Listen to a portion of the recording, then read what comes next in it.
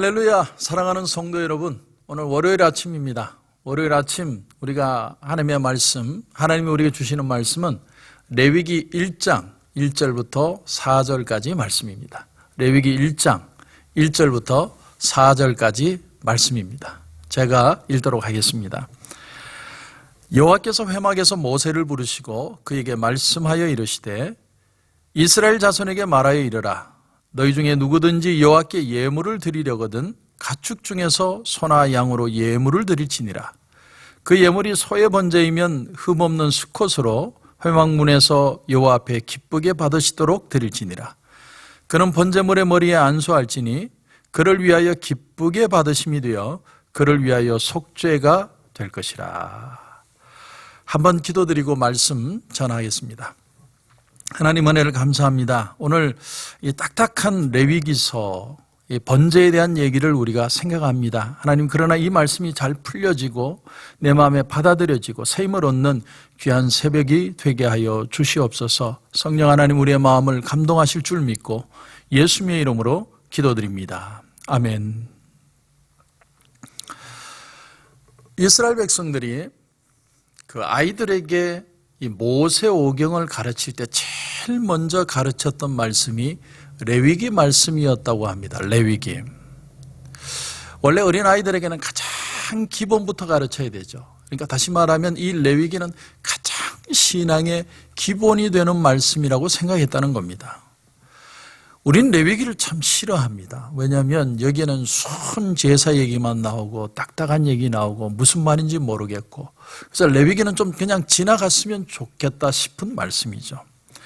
그런데 그 의미를 우리가 제대로 이해할 수만 있다면 오늘 이 시간은 참 우리에게 축복된 시간이 될 것입니다.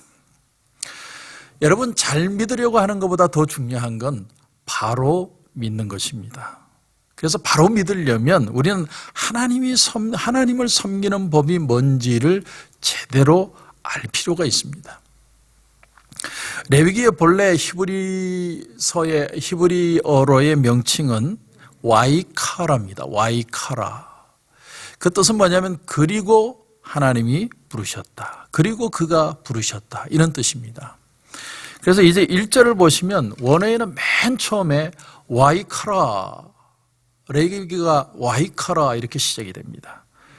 그래서 우리 성경을 보면 여호와께서 회막에서 모세를 부르시고 그에게 말씀하여 이르시되 이렇게 되어 있지만 원어의 의미를 살려서 이 말씀을 다시 해석을 해보면 그리고는 하나님이 부르셔서 말씀하시기를 이렇게 표현을 할 수 있습니다. 그리고는, 자 여러분, 그리고라는 말이 뭡니까? 앞에 있는 말에 붙여서 이런 뜻이죠. 앞의 내용에 연결해서. 그러면 그 앞의 내용이 뭘까요? 그것은 바로 출애굽기의 마지막 장 40장의 34절의 내용입니다. 34절을 보면 구름이 회막에 덮이고 여호와의 영광이 성막에 충만했다 이렇게 표현을 합니다. 얼마나 하나님의 영광이 성막을 다 만든 뒤에 충만하게 역사를 했는지 사람들이 두려워서 가까이 할 수 없었다 이렇게 표현을 합니다. 그런데 그 상황에서 하나님이 모세를 부르셨다는 거죠. 그리고 하나님이 말씀을 주십니다.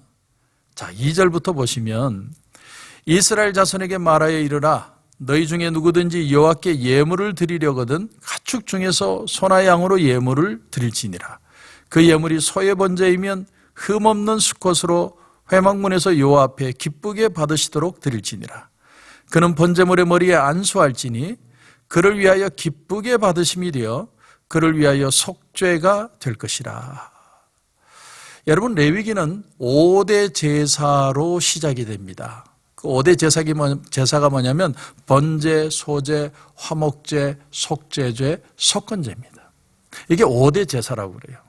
다시 말하면 하나님이 시내산에서 모세에게 성막을 만들라고 하신 진짜 이유가 뭐냐? 사실은 이 제사를 드리기 위해서다라고 말할 수 있다는 겁니다. 여러분, 제사는 오늘날의 말로 하면 예배입니다. 예배. 다시 말하면 하나님이 이곳에 교회를 세우신 이유가 뭐냐면 우리로 하여금 하나님 앞에 예배 드리게 하시기 위해서다라는 말입니다. 그래서요, 여러분, 하나님은 어떤 장소를 축복하시는 게 아니고 오늘 예배를 드리고 있는 한 사람 한 사람을 예배자로 축복하신다는 사실입니다. 비록 우리가 온라인으로 예배를 드립니다. 지금 본당에 모여서 예배를 드리지는 못하지만 예배를 드리는 자로서 저와 여러분을 교회로서 기뻐하신다는 겁니다. 여러분, 교회는 바로 우리 성도 한 사람 한 사람을 가리키는 것이죠. 그래서 오늘 2절 이하에 보면 여호와께 예물을 드리려거든 가축 중에서 소나 양으로 예물을 드릴지니라. 이 예물이 소의 번제이면, 자, 여기 보니까 첫 번째 나오는 게 번제라는 겁니다. 번제. 번제란 완전히 통구이로 드리는 거예요. 이 번제는 아무도 먹을 수 없었습니다. 그러니까 우리가 그 어디 마켓에 가면 이 통닭을 막 통으로 굽는 것처럼 통구이로 바싹 태워서 하나님 앞에 드리는 겁니다. 이건 뭘 말하냐면 하나님 앞에 온전히 우리가 헌신하는 것을 의미하는 예식입니다. 그러니까 번제라는 제사는 이스라엘 백성들이 가장 많이 드렸고 가장 오래된 예배의 방법인데 하나님 앞에 완전히 드리는 예배, 가장 귀한 예배 중에 하나라는 겁니다. 특별히 이 번제라는 단어가 히브리어로 참 재밌습니다. 올라라는 단어를 씁니다. 올라. 그러니까 하나님 앞에 올려드린다. 참 비슷하죠. 여러분, 하나님 앞에 예배라는 건 우리 자신을 하나님 앞에 그대로 올려드리는 게 예배다라는 뜻입니다. 예배는요, 하나님 앞에 전적으로 우리를 드리는 거예요. 내가 뭔가를 얻기 위해서 오는 자리가 아니라 먼저 하나님 앞에 다 드리는 거예요. 하나님 앞에 합당한 예배를 드리면 하나님의 은혜가 우리 가운데 임하는 것, 그것이 바로 하나님 앞에 예배라는 것이죠. 오늘 이 새벽이 바로 그런 예배의 자리가 된 줄로 분명히 믿습니다. 그런데 여기 4절에 보니까 그는 번제물의 머리에 안수할지니, 다시 말하면 짐승의 머리에 안수하라는 거죠. 여러분, 안수한다는 말은 서로 하나가 된다, 그런 뜻입니다. 내가 오늘 하나님 앞에 부족한 모습이 있습니다. 연약한 모습이 있습니다. 그러나 이 예배를 통해서 내가 내 죄를 다 그 동물에게 전가한다는 거예요. 내 마음을 온전히 하나님 앞에 내어놓는 것이 예배라는 겁니다. 시편 51편에 보면 다윗이 이런 고백을 합니다. 16절 이하에 보니까 주는 번제를 기뻐하지 아니하시나이다. 이상하죠? 번제는 자기를 다 하나님 앞에 드리는 건데 그걸 하나님이 기뻐하시지 않는다? 이게 도대체 무슨 말일까요? 그 다음 절을 보면 우리가 이해가 갑니다. 그 다음 절에 다윗은 이렇게 고백을 합니다. 하나님께서 구하시는 제사는 상한 심령이라. 상한 심령이다. 다시 말하면 제사나 예배나 그 형식 자체보다 더 중요한 건 내가 이 예배에 하나가 되는, 내가 진심으로 하나님 앞에 나가고 진심으로 내 모습을 하나님 앞에 자백하는, 일치되는 그 삶이 있을 때, 그 고백이 있을 때 거기에 하나님이 응답하시는 예배가 있다, 그런 의미입니다. 여러분, 지금 우리는 죄의 무감각한 시대를 살아가고 있습니다. 사람들은 죄라는 말을 참 싫어합니다.